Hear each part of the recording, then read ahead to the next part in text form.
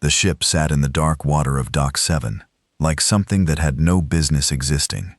It was too long, too wide. The hull was wrong. Not the smooth white curves that every other spacefaring civilization had settled on after centuries of refinement. This hull was flat in places and angled in others, like someone had built it angry and never went back to smooth the edges. 3 massive engine bells at the rear, 2 secondary arrays on each flank. Gun ports that hadn't been opened yet, sealed under panels that most visiting engineers had assumed were just armor plating, because who in the known galaxy needed that many gun ports on a single vessel? The dockworkers called it the Beast. Its official designation was UC's Harbinger Prototype Class 01, the United Earth ship that had eaten 17 years of classified budget, 6 directors of the Global Defense Initiative, 1 very loud international scandal about misappropriated funds, and the careers of at least 4 politicians who had asked too many questions about where the money was going. Commander Elena Vasquez stood at the observation window above Dock 7 and looked down at it. She had a cup of coffee that had gone cold 20 minutes ago. She hadn't noticed. She was looking at the Beast the way a person looks at a thing they built with their own hands and never quite believed would come together. The way a sculptor looks at the finished piece and still can't find the seam where the work ended and the miracle began. "They called again," said Director Malik Chen. He came to stand beside her at the window, a tablet tucked under his arm, the kind of tired sitting deep in his face. Not the tired of a bad night, the tired of a decade. The Empire's ambassador wants a formal response to the ultimatum before 48 hours. "I know," Elena said. "The council is meeting in 3 hours. I know that too." Chen looked down at the ship. He was the 6th director. He was the one who hadn't quit, hadn't been fired, hadn't asked too many loud questions, just the quiet ones, in the right rooms to the right people. He had kept the funding moving for 9 years. He had gray hair he hadn't had before the project started. He had a way of standing very still when he was frightened, that most people read as calm. "They sent the full count," he said. 412 ships. The verification satellites confirmed it this morning. Elena finally took a sip of the cold coffee, made a face, said nothing. 412, Chin repeated, like the number might mean something different the second time. "I heard you. Elena Malik." He was quiet for a moment. Below them, 2 dock workers in orange suits were running a final calibration check on the Harbinger's port secondary array, walking along the hull with scanner wands, small against the ship's flank, like ants checking the leg of a sleeping horse. "The council is going to want to know your position," Chen said formally. "My position is the same as it's been for 3 years. She set the coffee cup down on the window ledge. "We built the thing. Let's use it." 40 years before Elena Vasquez stood at that window, humanity had gotten its first confirmed signal from beyond the solar system. Not a probe, not debris. A message deliberately structured, unmistakably intentional, transmitted on a frequency that required a civilization to know what a frequency was before they could use it. The message said, roughly translated, "We know you're there. Don't do anything yet." It took humanity 18 years to figure out who we was. The interstellar dominion, which humans quickly shortened to the Empire, because no one wanted to say dominion without laughing, was the dominant political body of the known galaxy. 41 member species, 17,000 inhabited systems, a military force that had ended 3 wars in 2 centuries, none of which had lasted longer than 8 months, because nothing the losing side had could touch what the Empire brought to the table. They had faster-than-light travel. Humanity did not. They had energy shielding. Humanity did not. They had weapons that fired coherent beams of accelerated particles at ranges that made distance a joke. Humanity had nuclear warheads and chemical propulsion, which the Empire's first contact team had examined with the exact kind of polite, suppressed amusement that a professor shows when a child explains how they think electricity works.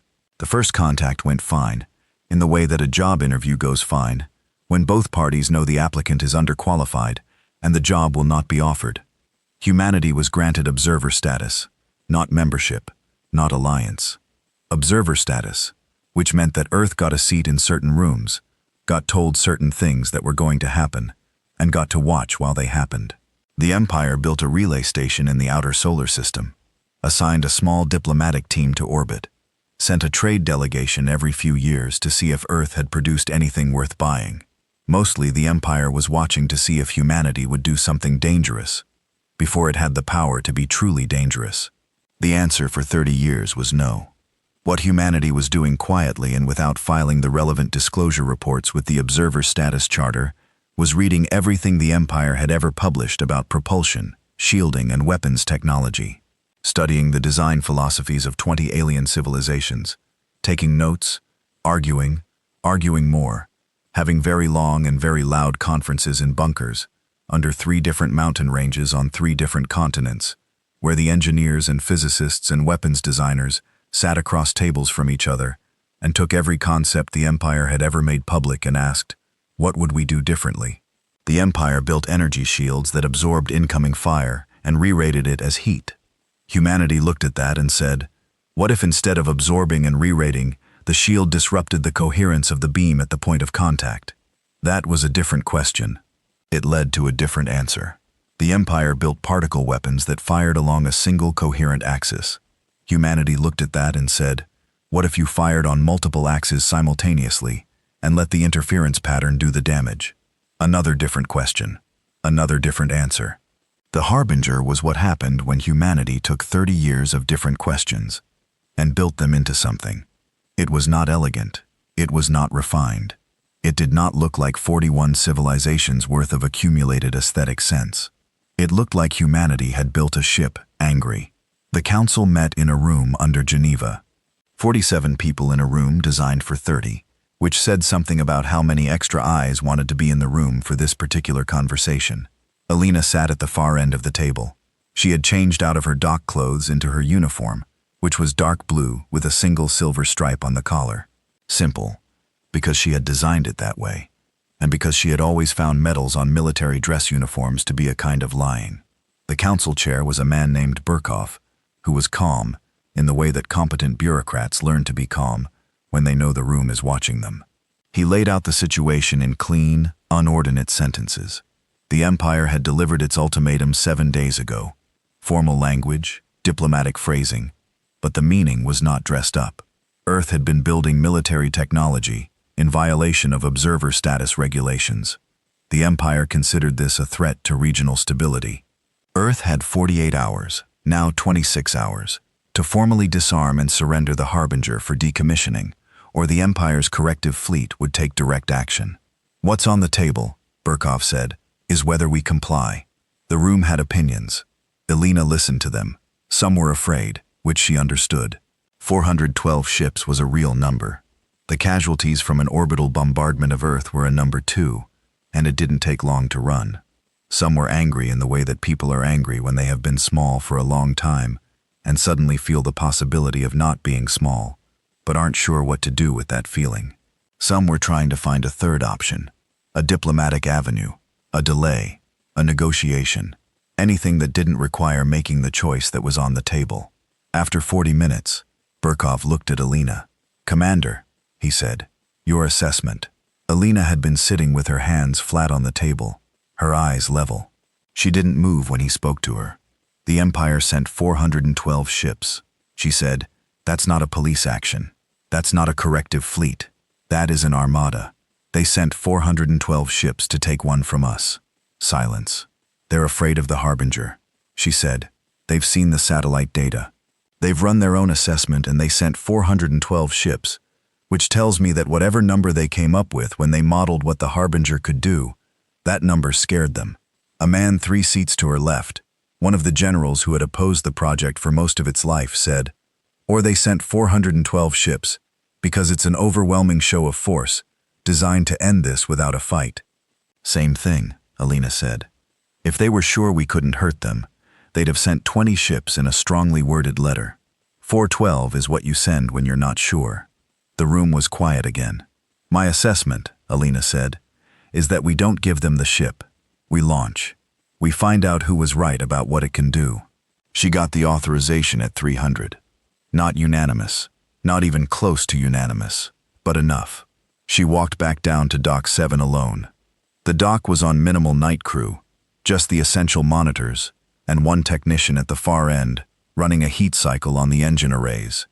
The beast sat in the dark water, hull lights running in low amber standby, and it looked in the half-dark like something that had always been there, like it had grown from the ocean floor, like the water had decided one day to make something with edges. Alina walked up the boarding ramp, and the ship took her weight and didn't apologize for any of it. The bridge was smaller than most people expected. Ships the size of the Harbinger in Empire design had bridges the size of basketball courts, all curved screens and wide open space. Because the Empire ship design philosophy had always favored the psychology of command, the feeling of space, of authority, of a captain standing in the center of a wide room and seeing everything at once.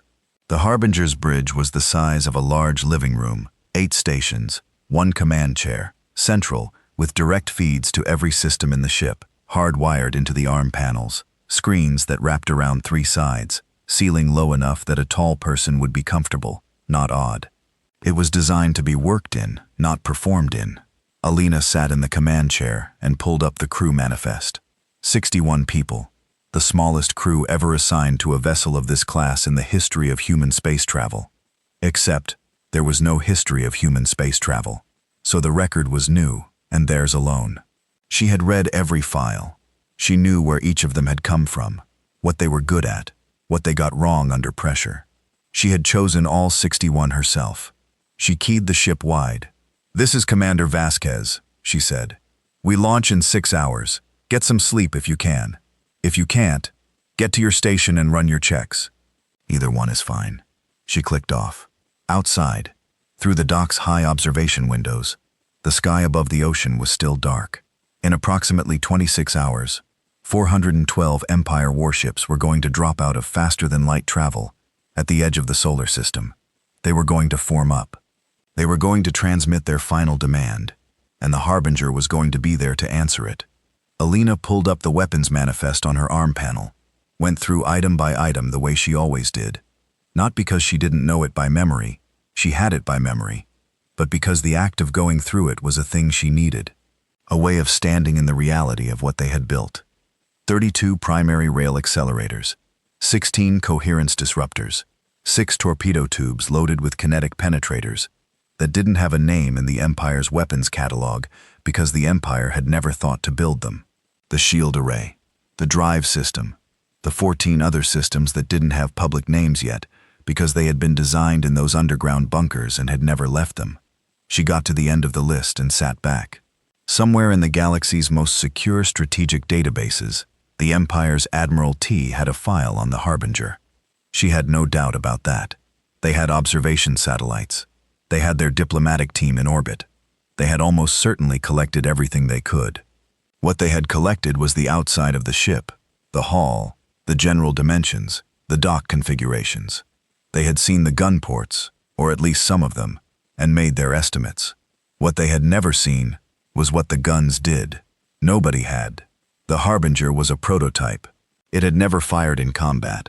It had never been tested against a real target at real range, with a real threat on the other side. Everything that Alina knew about what it could do came from simulations, from range tests, from engineers with very confident voices and very large equations. She was about to find out if the equations were right. She closed the manifest, pulled up the navigation display. The solar system spread out in front of her in cool blue light. All the planets in their slow, patient orbits. Earth a small, warm dot near the center. She looked at it for a long time. Then she put the display away and went to get some sleep. They came out of faster-than-light travel in a formation so precise it looked rehearsed. Was the Empire's fleet had been running this particular maneuver mass emergence in tight grid formation for 200 years. 412 ships dropping back into real space within a 30-cond window, spacing themselves at exact intervals, locking their positions before the light from their own emergence could finish crossing the gap between them. It was not just military strategy. It was a statement. It said, "We do not arrive. We appear all at once, everywhere you look." The Empire called the maneuver the curtain. It worked. It had always worked. The Harbinger's long-range sensors picked up the emergent signatures from beyond Neptune's orbit, and the bridge screens lit up with 412 contact points, that bloomed in the display like a field of red flowers, all opening at the same instant. Tactical Officer Sergeant Diana O. counted them under her breath, got to 100, stopped counting, and just looked at Alina. Alina looked at the display. "Plot the formation," she said, already running.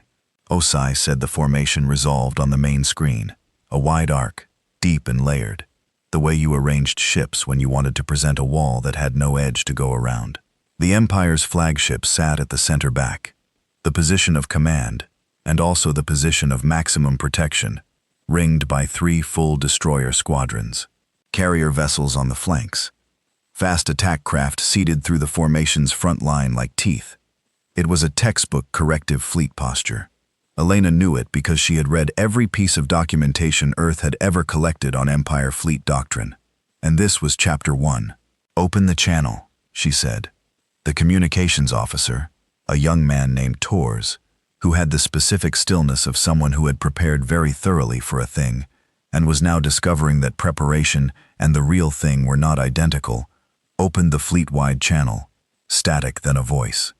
The translation came through the ship system in flat, clean tones, stripped of inflection, which was the honest limitation of machine translation, and also Alina thought probably an accurate representation of how the voice on the other end felt about this conversation. "This is Grand Admiral Ketharin of the 1st Corrective Fleet, acting under authority of the Interstellar Dominion. You have ignored the terms of your final notice. You have 1 hour to transmit formal surrender of the vessel designated Harbinger, and stand down all crew. After 1 hour, we will begin." The channel stayed open. He was waiting for a response. Alina leaned forward in the command chair. "Admiral Catherine," she said, and her voice went out across the channel, and across the gap between them, and across 412 ships that were each bigger than anything humanity had ever put in space before this moment. "This is Commander Alina Vasquez of the UA's Harbinger. We're not surrendering the ship." A pause. "Commander," the Admiral's translated voice had a quality to it that wasn't quite amusement. It was the voice of a man who had delivered this ultimatum before, and always got the same result. And he was deciding how much patience to spend on the variation. "You have 1 vessel. We have 412. "I know," Alina said. "We're ready when you are." She nodded to Toss. He closed the channel. Admiral Kieran was 73 years old in human terms, though his species counted differently. He had commanded fleet operations in 6 separate theaters of conflict across his career. He had overseen the ending of 2 wars and the beginning of 0, which was a statistic he was proud of. He had never lost a ship in engagement that he hadn't accounted for as an acceptable loss. He had never lost a flagship. He stood on the bridge of the IDS Sovereign Will, which was 800 meters long and carried a crew of 3,000, and weapons enough to reduce a medium-sized city to craters. And he looked at the sensor reading of the Harbinger on his tactical screen. 400 meters, give or take. Roughly half the length of his ship, single vessel. Crew estimate based on the dock observations his intelligence teams had compiled, somewhere between 60 and 300. The range was wide because the ship's internal layout was not fully mapped, and the humans had been careful about who they let near it. Weapons visible on the hull, substantial for a human vessel. Unknown effectiveness, unknown range. The hull design was irregular enough that the standard targeting algorithms were running slightly wider dispersal estimates than usual, which was noted in the tactical brief and flagged as a minor complication. Minor 400 meters, 1 ship against 412. Catherine had fought species that had surprised him before. He respected that he had standing orders across his fleet that no species was to be underestimated in the first 60 seconds of engagement, because 60 seconds was how long it took to discover what you didn't know, and you wanted to be alive at the end of 60 seconds, so you could adjust. After 60 seconds, he expected to adjust very little. He gave the order to advance. The Harbinger moved first.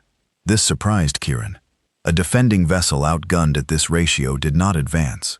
It held position, tried to maximize defensive advantages, attempted to find some geographic feature, a planet's gravity well, a debris field, anything to narrow the engagement front. What it did not do was accelerate directly toward 412 ships with all power forward. "It's moving toward us," his tactical officer said. "I see it," Catherine said.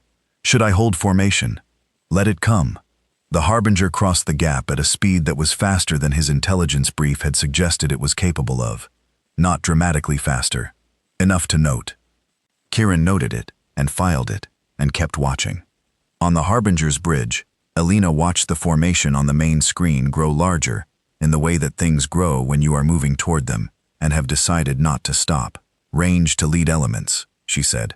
40,000 kilometers in closing, Osai said. Fast attack craft on the formation's front edge. Shields active. All weapons to ready. The sound the Harbinger made when it brought its weapons to full ready was a low vibration in the hull that you felt in your teeth before you heard it. The crew had all felt it in testing. They knew what it was. Knowing what it was didn't make it feel less like the ship was waking up. 30,000, Osai said. Alina looked at the fast attack craft in the formation's front line.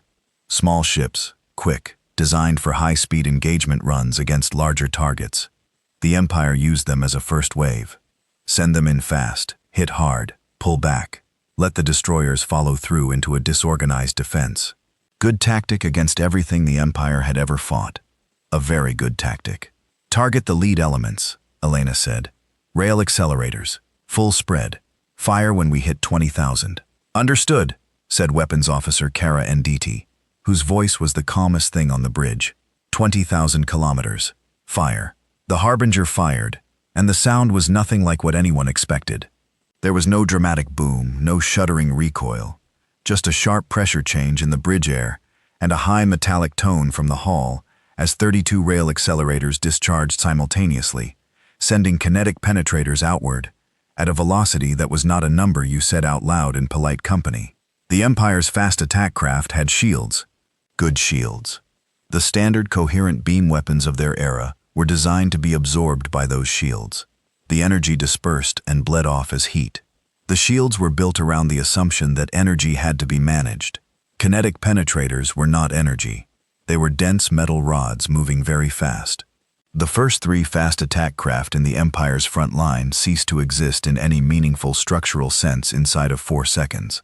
Not destroyed in the sense of a dramatic explosion, though there was some of that, but broken, torn through. The penetrators passing into the holes and out the other side, and taking most of the ship's interior with them on the way.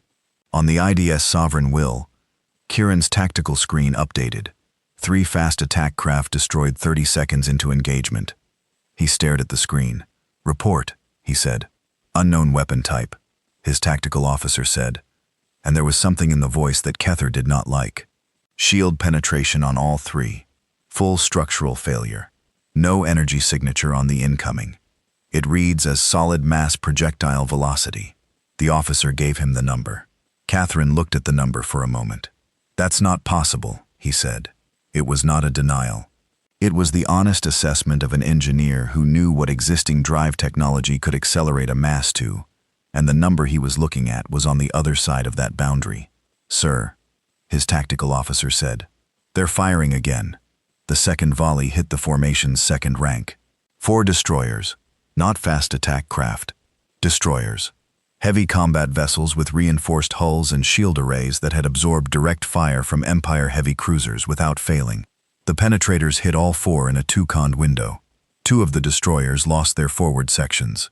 1 lost main power and went dark. 1, the one that had its shield array at full power and its armor plating oriented toward the incoming fire, absorbed the hit, held for a moment, and then the secondary explosion from the compromised shield system finished what the penetrator had started. On every ship in the formation, tactical officers were filing reports that said variations of the same thing. Unknown weapon, unknown velocity, shields not effective, recommend immediate tactical revision. Catherine got the reports. Read them. Stood very still. Move the formation forward. He said, full advance.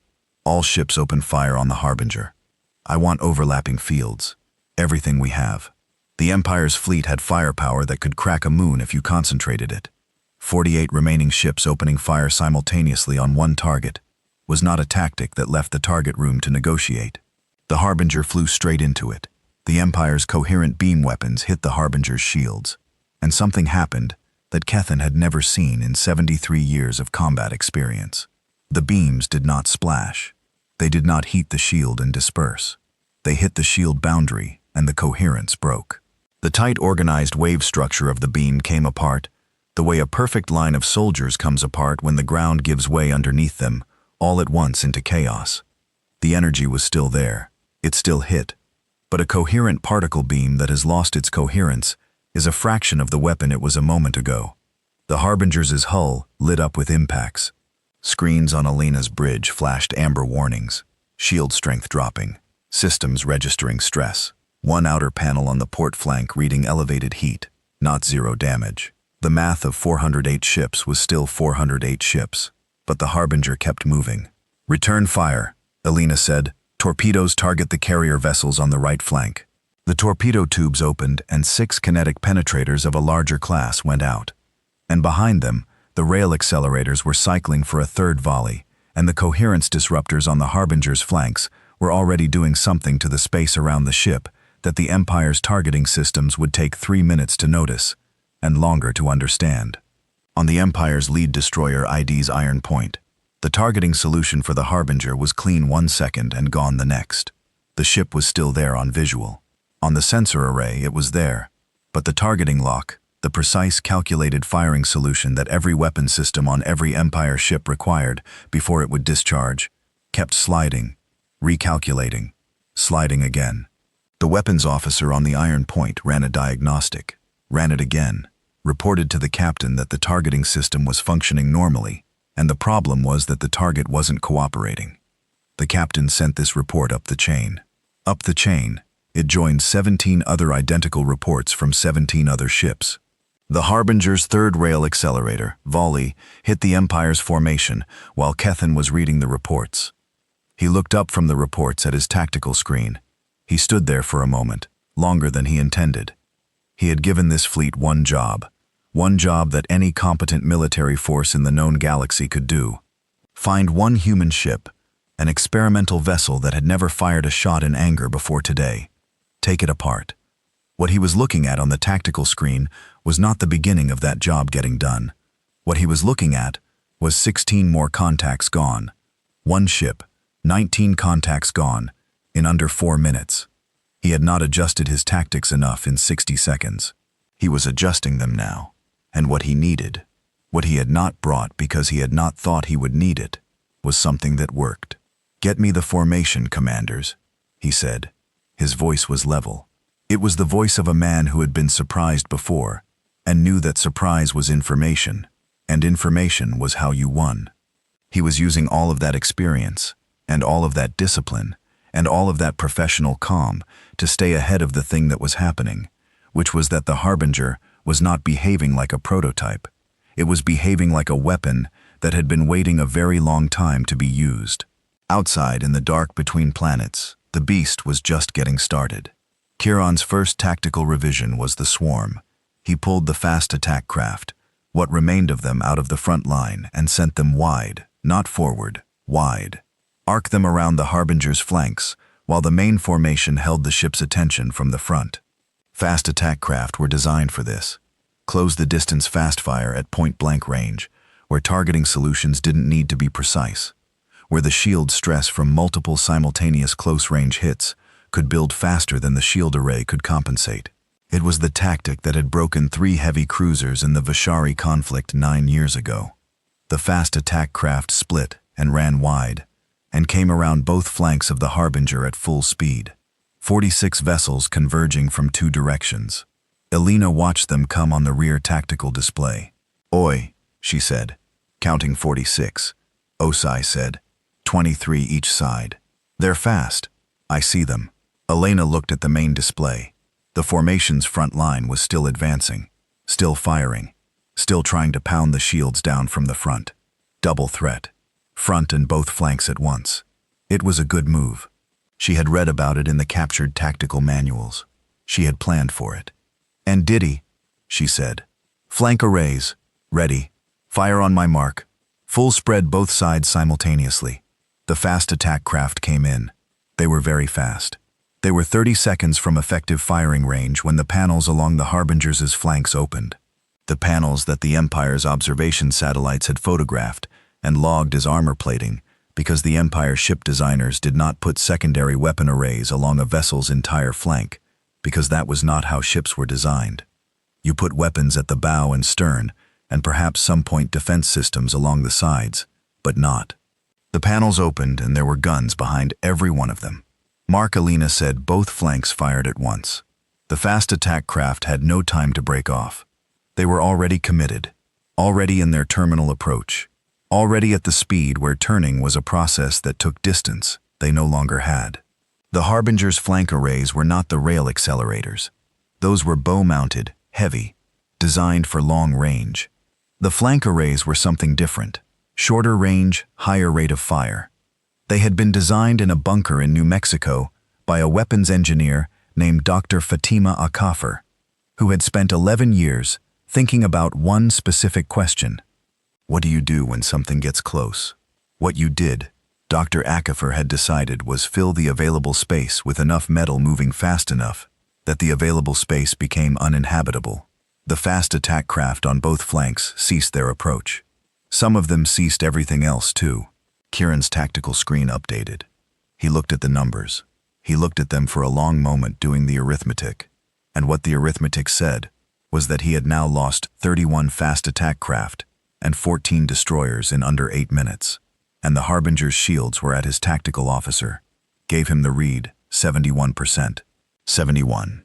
He had thrown the full fire of his front formation at that ship for 8 minutes and taken its shields to 71%. He had lost 45 ships. Admiral, it was his second in command. Officer named Vest, who had the careful voice of someone choosing their words very precisely. Their shield profile is not degrading at a rate that I know, Catherine said. At our current loss rate, I know what the rate is, Catherine said. Still level, still the controlled voice. But something underneath it now that Vess heard and did not comment on. Give me the formation, commanders.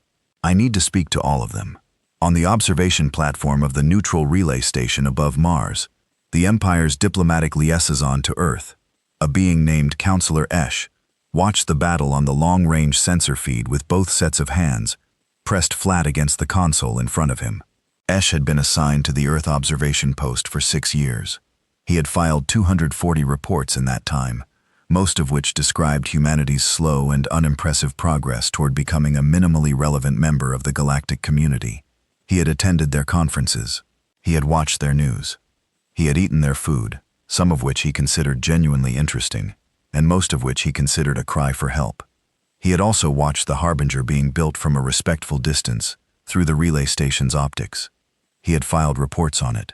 He had described its dimensions, its apparent weapon loadout, its unusual hull configuration. His reports had been received, processed, and rated as moderate priority intelligence by the Empire's Strategic Assessment Division. Moderate priority. He was watching the tactical feed now and doing his own arithmetic. The same arithmetic Ketheron was doing on the other side of the engagement. And arriving at the same place, he opened a channel to the Empire's nearest communications relay and began composing a message to the Strategic Assessment Division that he privately felt they deserved to receive at high volume. He did not send it. Not yet. He kept watching, because there was something else. Something the feed had just shown him that he was not certain he had read correctly. He zoomed the sensor feed in on the Harbinger.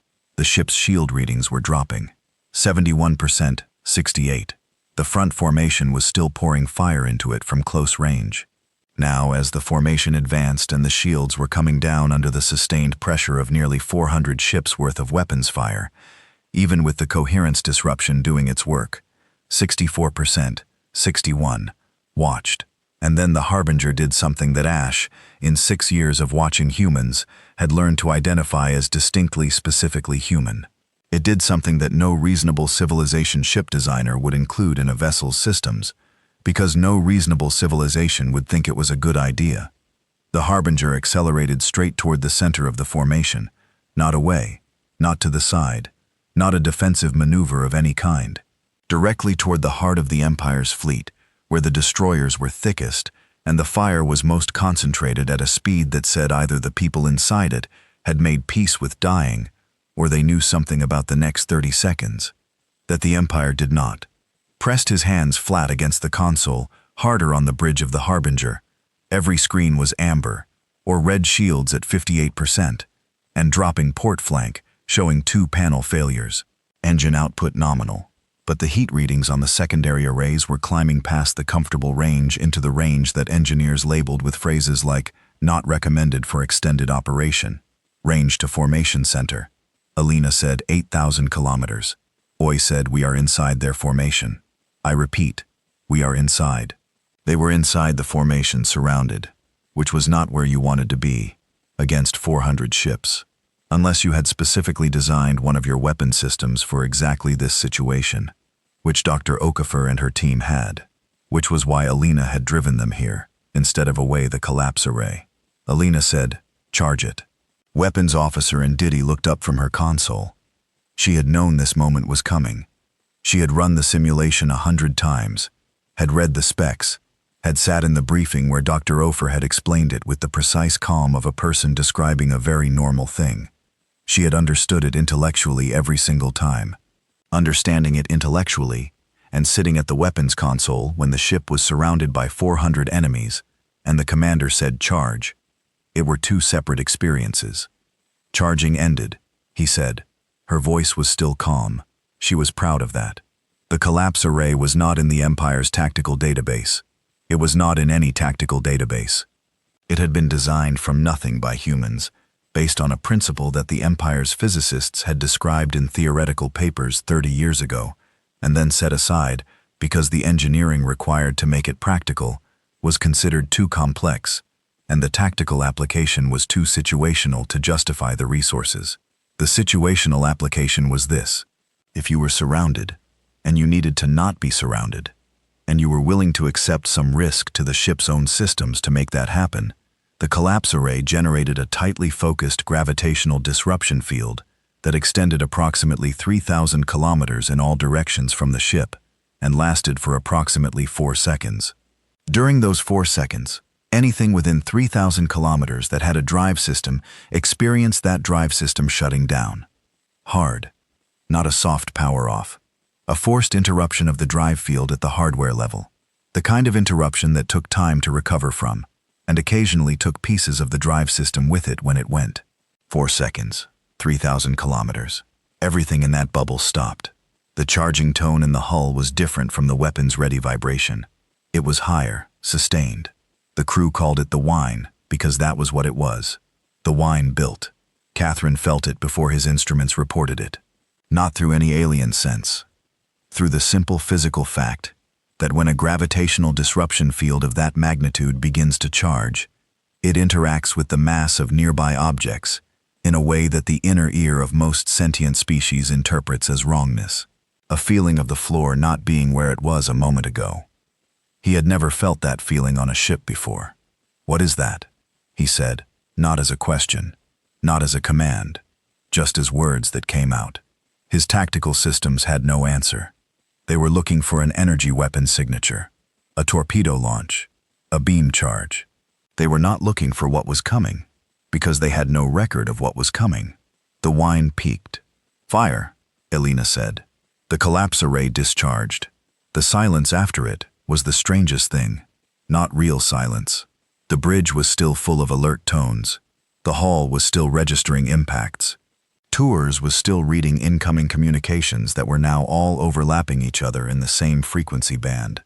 But the specific quality of noise that a massive fleet makes when it is firing everything it has at a single target, that stopped because the ships within 3,000 kilometers of the Harbinger had stopped.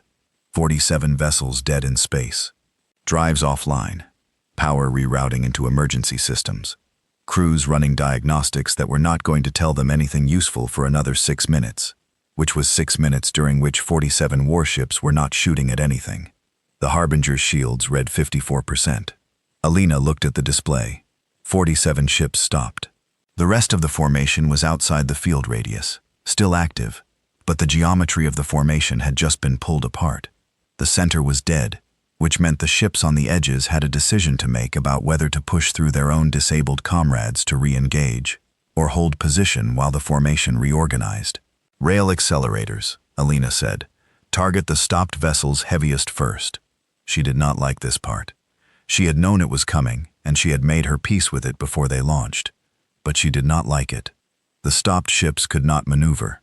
They could not raise their shields to full. They were not defenseless. Point defense systems ran on independent power, and some of them managed to get partial shields back up in the time available. But partial shields against the rail accelerators at this range was arithmetic that ended one way. The Harbinger worked through the stopped ships in 2 minutes and 40 seconds. When the collapse array's field dissipated and the remaining stopped ships began recovering their drives, 12 of them recovered into a debris field where 17 of their formation mates used to be. Kieran stood on the bridge of the Sovereign Will and received the updated casualty report and stood with it for a while. 69 ships gone. More damaged. 116 minutes into the engagement. He had 343 ships left, and a Harbinger that was still functional and still inside his formation, and still accelerating toward him. Specifically, toward the Sovereign Will at the formation center, with its shields climbing back toward 70%, as the fire reduced and the array had time to recover. Admiral Vess again, with the same careful voice. At current attrition rates, the formation is not working. Catherine said, "No, sir. Spread them. Take the formation apart. Individual ship engagements, maximum dispersal. Make them chase separate targets." It was the opposite of everything Empire doctrine said. You did not disperse a fleet. You kept concentration of force. Concentration of force was the principle that had won every engagement in 2 centuries of Imperial military history. But concentration of force assumed that the enemy could not sit inside your formation and shut off your engines. Vest gave the order. The formation began to spread. Alina watched it on the main display, the tight grid dissolving outward, ships peeling off in different directions, the organized wall becoming a scatter. She picked up her coffee cup. It was still warm. She had not thought about the coffee since they launched. "They're dispersing," Oy said. "I see it. What do we do?" Alina drank the coffee, set the cup down. "We go after the flagship," she said. "Everything else will follow." Oy looked at her. So did Tours. So did N. Diddy from the weapons console. Because if you went after the flagship was where the Admiral was. And the Admiral, now that his formation was coming apart, now that his numbers were wrong and his tactics were wrong, and everything he had brought to this fight was not the right tool for the job, the Admiral was going to do one of 2 things. He was going to find something that worked, or he was going to run. Alina was betting on run. She needed him to run, because she needed the rest of the fleet to see him do it. "Set course for the Sovereign Will," she said. "Full power." The Harbinger turned and went after the biggest ship in the Empire's fleet. And behind them, on every screen, the scatter of 343 warships watched it come. And somewhere in that scatter on the bridge of the biggest and most protected vessel in the corrective fleet, Grand Admiral Keen looked at the sensor reading of the Harbinger bearing down on him and felt for the first time in 40 years of command. Something he did not have a name for. He had a name for it by the time he gave his next order. The name was run. Kane did not call it a retreat. He called it a tactical repositioning. He transmitted the order to Vest, in the clipped, precise language of a commander who has made a decision and needs the decision executed before the thinking behind it can be examined too closely. He needed distance from the Harbinger. He needed to get the Sovereign Will outside the range of whatever the disruption field was, recalibrate his targeting systems, and reassess the engagement from a position that did not have a 400-meter problem bearing down on him at full power. Tactical repositioning. Vess repeated the order without comment. The Sovereign Will turned. It was a big ship. Turning took time. In that time, every vessel in the dispersed formation, 343 ships scattered across a volume of space the size of a small country, received the same sensor data, the same image on their tactical screens. The Empire's flagship, the largest and best protected vessel in the corrective fleet, turning away from one human ship. Nobody said anything on any of those bridges. Nobody had to. Alina watched the flagship turn on the main screen. "There it is," she said. Not to anyone in particular. To the room. To the ship. The Harbinger felt different in that moment. Or maybe she felt different. Which was the same thing when you had been in command long enough that the boundary between yourself and the ship blurred in ways that were hard to explain to people who hadn't sat in this chair. "He's running," Osai said. and her voice had something in it that wasn't quite disbelief. It was the sound of a person watching something they calculated was likely, and still not quite believing it when it happened. "He's repositioning," Alina said dryly. "And did he made a sound? Not a word, just a sound." "Maintain pursuit," Alina said. "Keep him running. Don't fire on the flagship yet." Tours looked up from communications. "Commander, we're getting hails from 14 separate formation vessels. They're requesting. It looks like they're requesting ceasefire terms." Alina looked at him. 14-15 now too. Said she had known this was possible. She had briefed it as a possibility. The logic was clean. A fleet's morale is tied to its command structure, the way a building is tied to its foundation. You do not take down a building by hitting the walls. You go for the foundation. If the flagship ran, the fleet saw the flagship run. And a fleet that has watched its admiral run from one ship has a question to answer. Not a tactical question, a personal one, about what exactly they are still doing here. "Don't respond to the ceasefire hails yet," Alina said. "Keep them waiting. Tours open a channel to Earth. Director Chen in the Operations Center under Geneva." Malik Chen had not sat down in 4 hours. He had watched every second of the engagement on the main display. He had watched the tactical count climb. 10 ships, 20, 40, 69. And he had felt something that he could not have accurately named. A mixture of vindication and horror. And a third thing that had no word. The feeling of watching something you believed in for 17 years prove itself in the most brutal possible way. The room around him was silent in the specific way that rooms go silent when everyone is watching something that is larger than any of them, and nobody wants to be the first to speak and break the spell of it. When Elena's channel opened, the room came back to life. "Commander Chin," said Malik. Her voice on the channel was level, not excited, not relieved. Leveled the way it always was, which was what he had hired her for. "The flagship is running. 15 ships requesting ceasefire. 328 ships still active. But the formation is gone, and they're watching their admiral leave. I need you to do the thing." Chen had been waiting for this phrase for 4 hours. He had been waiting for it in a different sense for 17 years. "Are you sure?" he said. "Not doubt, just the process. The check." "Do it now," Alina said, "while he's still running, while they're all watching." Chen nodded to the communications officer across the room. The transmission went out on every open frequency in the solar system, every channel the Empire used for fleet communications, every diplomatic band, every public frequency. The relay stations picked it up, and it traveled outward at the speed of light, and it arrived at Counselor Ede's console on the observation platform above Mars before it reached the fleet, because Mars was between the Sun and the engagement zone, and Esh was closer. He read it again. Then he sat down, which his species did not typically do at consoles designed for standing operation, and he sat there with the transmission on his screen, and the tactical feed showing the Sovereign Will running, and the Harbinger in pursuit, and 328 remaining warships floating in a scatter.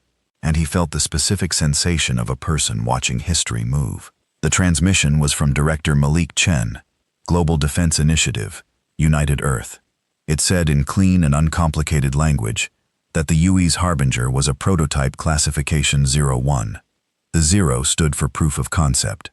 The 1 stood for the first of the class. It included a secondary document attached, verified, sealed with 3 layers of authentication that would take the Empire's intelligence division about 40 minutes to confirm were genuine. The secondary document was a construction manifest. 7 more ships, each one incorporating refinements made on the lessons of the Harbinger's design. Each one larger, each one armed with the systems the Harbinger carried, plus the systems that hadn't fit in the Harbinger's hull because the Harbinger's hull was the first attempt, and the teams that built it were still learning. 4 of the 7 were more than 60% complete. The transmission ended with one sentence from Director Chen, which he had written himself at 3 o'clock in the morning, alone in his office, 6 months before the ultimatum arrived, because he had always known the ultimatum was coming, and he had wanted to have the words ready. The sentence said, "We have been building, and we have not been idle, and we are not what you decided we were." Catherine received the transmission.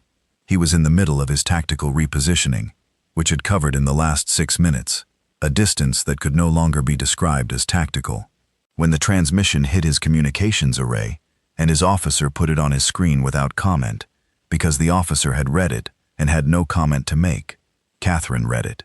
He had very good control of his expressions. He had cultivated that control over 40 years because a commander whose face showed things gave away information, and information was always the most valuable thing on a battlefield. His face showed something now. Vest saw it, did not look away fast enough, saw the Admiral's face do a thing it had never done in 6 years of service together. Not panic, not rage, something quieter and worse than either of those. The expression of a man recalculating a problem and finding that every variable he had built his plan around was the wrong number. 7 ships, Catherine said quietly, almost to himself. Sir, we sent 412 ships to stop one, Kethar said, and they have 7.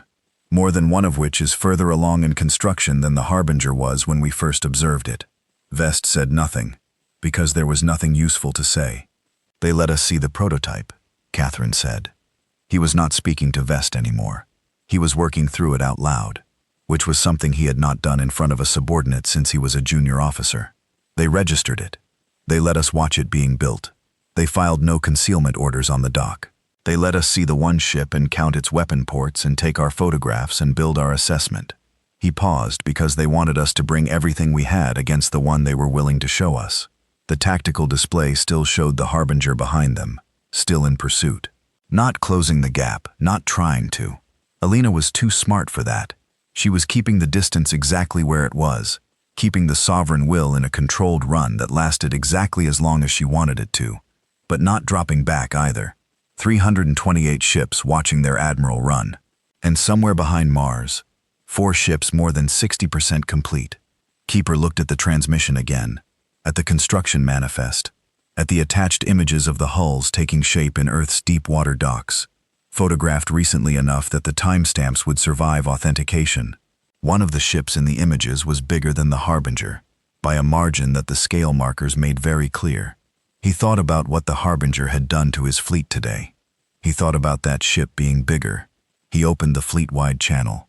He spoke 6 words that had never been spoken in his career, and that he would have this morning said he was not capable of saying 6 words that would travel at the speed of light out of this solar system and reach the Empire's home systems in due course, and arrive in the historical record of the interstellar dominion at a volume that would not fade. All ships stand down, hold position, not retreat. He was done pretending but not advance either. Hold because he needed to think, and he needed to talk to his command council, and he needed to be in a place where the Harbinger was not closing on him while he did it. The fleet held position. The Harbinger held position. The solar system went quiet. On the relay station above Mars, Counselor Esch was composing a message not to the Strategic Assessment Division. He was done with the Strategic Assessment Division, who had rated his previous reports as moderate priority, and could now file that rating somewhere he was too professional to specify. He was composing a message to the Imperial High Council directly. 7 members, the governing body of the interstellar dominion, the people who had authorized this fleet and this ultimatum, and had signed the order that sent 412 ships to collect one human prototype. He was trying to write the message in the careful, neutral, diplomatic language that his training required. He had been trained for 20 years to write in that language. He had always been good at it. He was having difficulty. What he wanted to write was, "You have made a mistake of a type that does not unhap." What he wrote instead was a precise accounting of the engagement, the current fleet status, the content of Director Chen's transmission, and a formal recommendation that the High Council consider opening direct diplomatic communication with the human government before the 4 ships, that were 60+% complete, were 100% complete. He attached the construction manifest. He sent it at the highest priority classification available to a field counselor, which was a classification he had never used before, because he had never been in a field situation that required it. He sat back and looked at the tactical feed. The Harbinger was sitting in the dark between the scattered remains of the corrective fleet, shields at 83%, and climbing, as the engagement pause let the array recover, the whole temperatures dropping back to normal operational range. Still patient, Esch had spent 6 years watching humans, watching their news, their conferences, their arguments, their strange and persistent habit of pouring effort into things that other civilizations had looked at and decided were not worth the trouble. He had watched them build the Harbinger with a kind of polite professional disbelief, not because he thought they couldn't do it, but because he had assumed they were doing what civilizations at Earth's development stage always did, which was build the thing they had been shown how to build. They had not built the thing they had been shown how to build. They had built something else, something nobody had shown them, something they had looked at the existing work and decided they could do differently, and had then gone underground and done differently quietly for 17 years, while smiling at every diplomatic function and filing their observer status reports and letting Ash photograph their one visible ship from orbit. He thought about the 7 ships in the manifest. He thought about the fact that the manifest was the document they had chosen to release, not the total picture, the document they had decided at this specific moment to let the Empire see. There was a question underneath that thought that Ash did not want to look at directly, but could not stop looking at, which was, if this is what they chose to show us today, what else are they still not showing us? Alina stood the Harbinger down from combat alert at the 4-hour mark. Not stood down completely. Shields stayed active. Weapons stayed in ready state. The crew stayed at their stations. But she cut the full alert status because full alert status burned the crew, and the crew had been burning since before they launched, and she needed them sharp for whatever came next. Whatever came next was going to be decided by what Catherine did in the next few hours. He was going to call home. He was already calling home. She could see the heavy encryption transmission going out from the sovereign will on the comms display.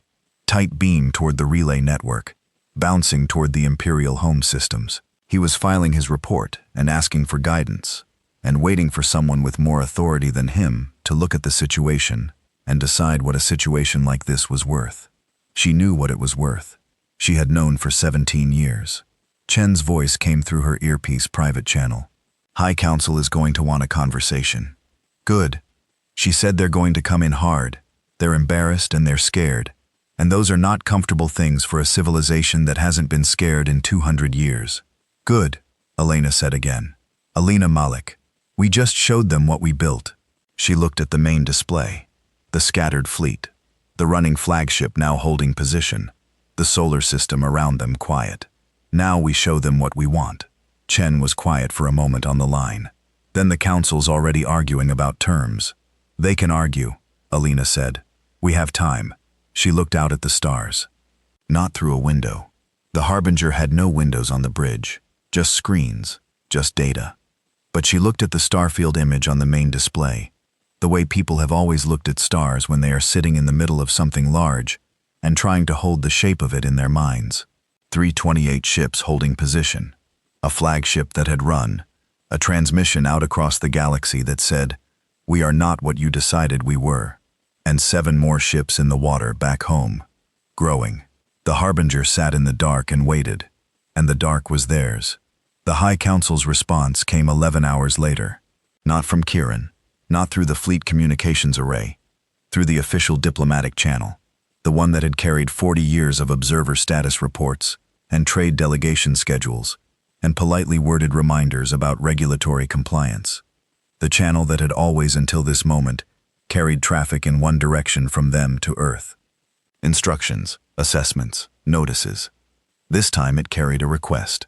The Imperial High Council, governing body of the Interstellar Dominion, representing 41 member species and 17,000 inhabited systems, formally requested a diplomatic meeting with representatives of the United Earth government at the earliest mutually convenient opportunity. Mutually convenient. Torres read it off his screen twice to make sure he had the translation right. Then he turned to Alina with the expression of a man who wanted very much to say something but couldn't find the words that were big enough. Alina read it herself. Tell them tomorrow, she said. 1400 hours Geneva. They can use the same conference room they used for the observer status meetings. She had specifically chosen the same room. Chen had asked if she wanted somewhere larger, more formal, more appropriate to the occasion. She had said no. The same room, the same table. She wanted whoever walked in there for the Empire to sit down in the same chairs where humanity had sat for 30 years being given instructions. and she wanted that to be the first thing they felt when they walked through the door. Torres sent the reply. Catherine began his fleet's withdrawal 6 hours after the stand. Not fast. There was no running now. That had happened once, and it would sit in the record, and he could not undo it. But he would not do it again. The withdrawal was slow and ordered, the fleet reassembling into a loose formation and moving back toward the system's edge, where the faster-than-light jump points were, moving at a pace that said, "We are leaving because we have chosen to leave," even though everyone watching knew the real sentence was longer and ended differently. He filed his after-action report from the Sovereign Will's bridge while the fleet moved. It took him 4 hours to write a document that was usually 2 pages. The standard after-action format had fields for enemy strength, enemy tactics, engagement outcome, casualties sustained, casualties inflicted.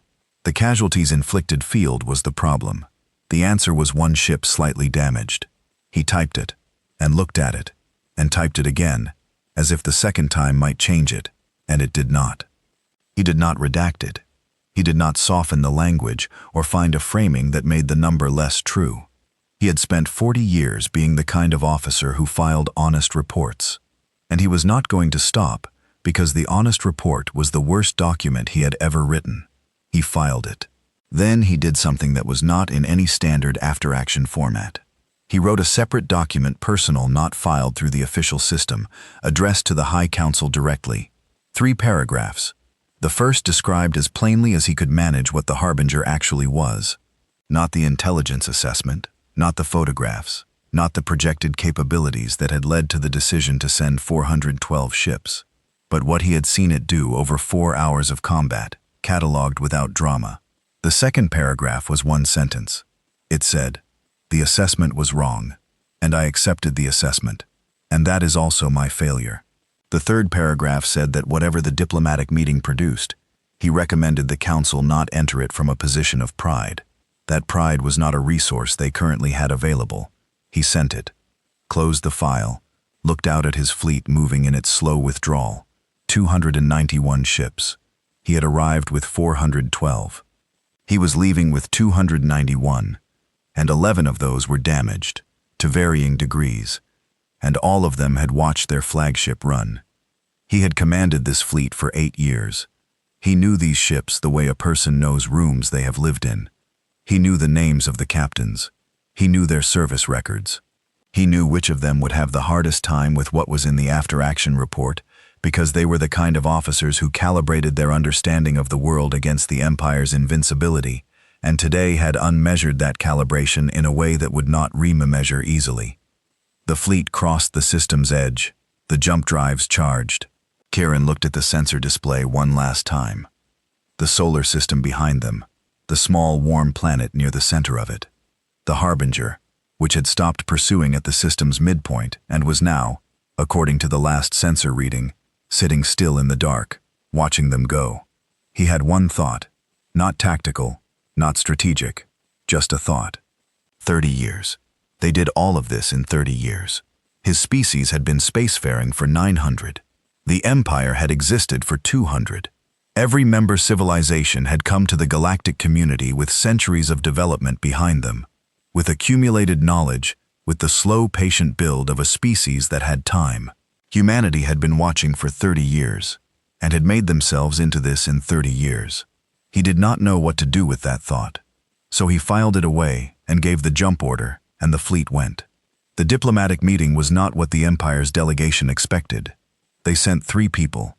Senior diplomatic envoy Tausurus, who was the High Council's most experienced negotiator, and had handled the terms of 2 war endings and 1 planetary annexation, and had a reputation for never leaving a table without getting at least part of what he came for. His 2 advisors. They arrived in Geneva at the appointed time, and were shown into the conference room by a human aide, who offered them water and said nothing else. The room was smaller than Taus had expected.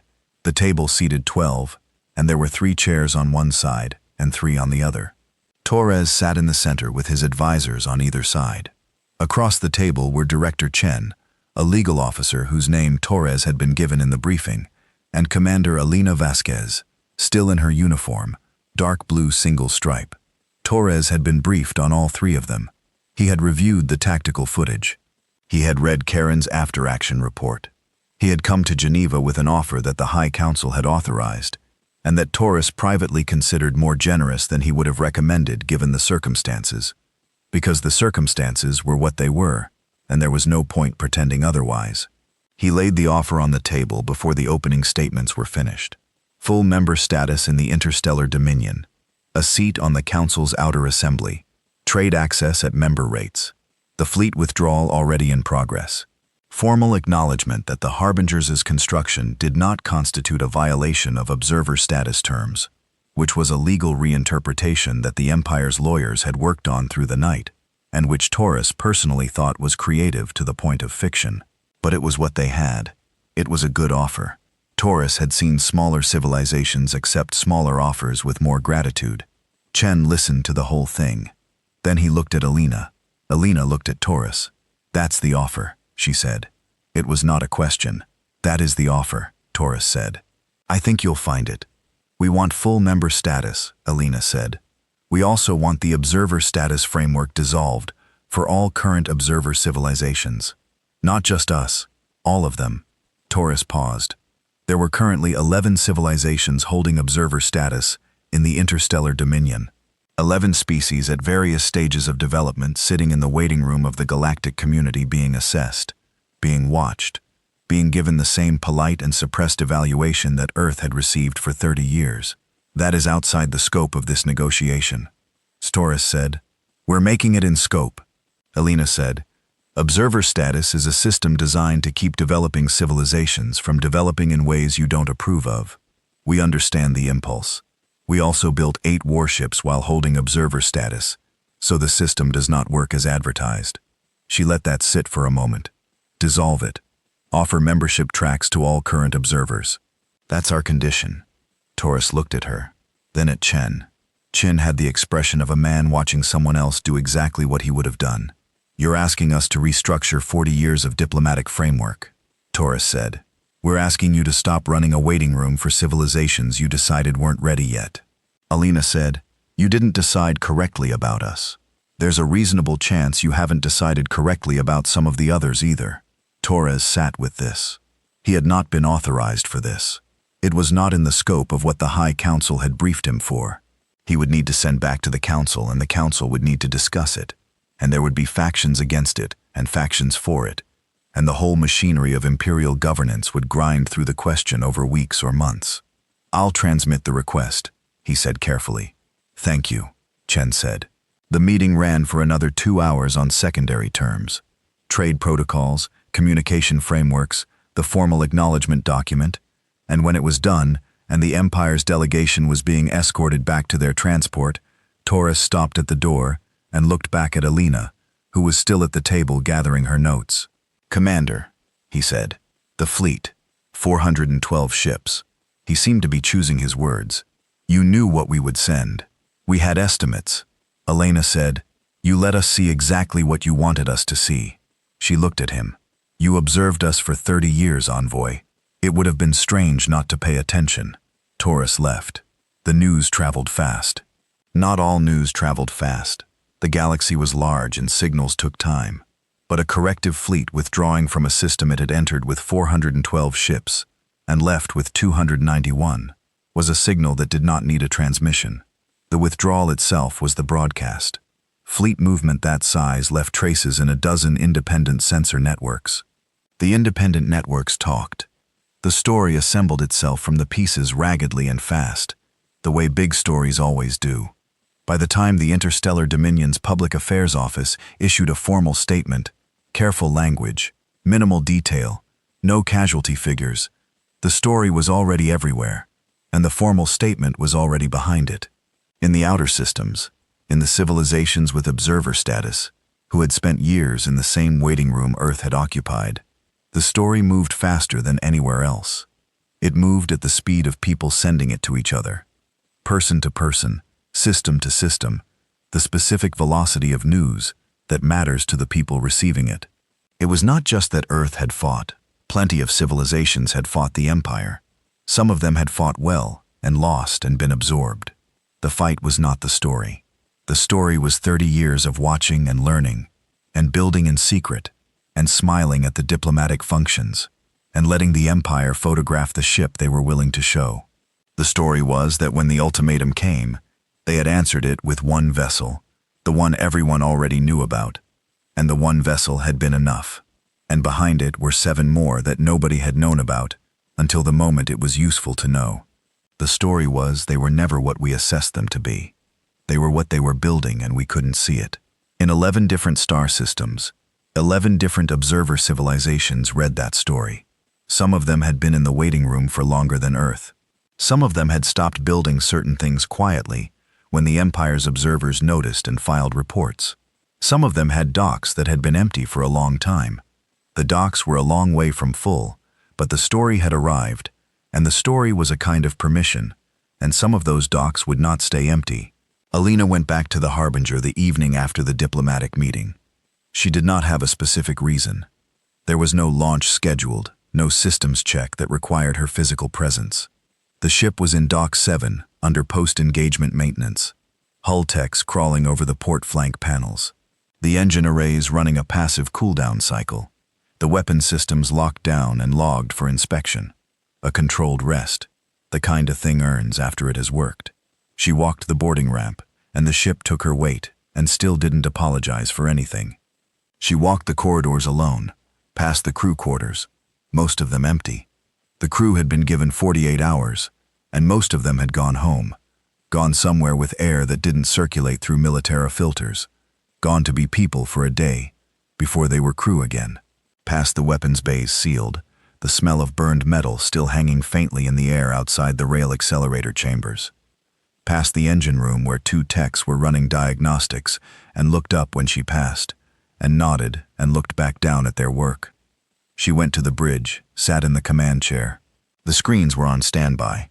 The main display showed the starfield image, the same one she had looked at the night before they launched. But from the dock position, it also showed the water through the dock's exterior sensors, the harbor lights on the surface, a narrow slice of sky above the dock's open top. Earth sky.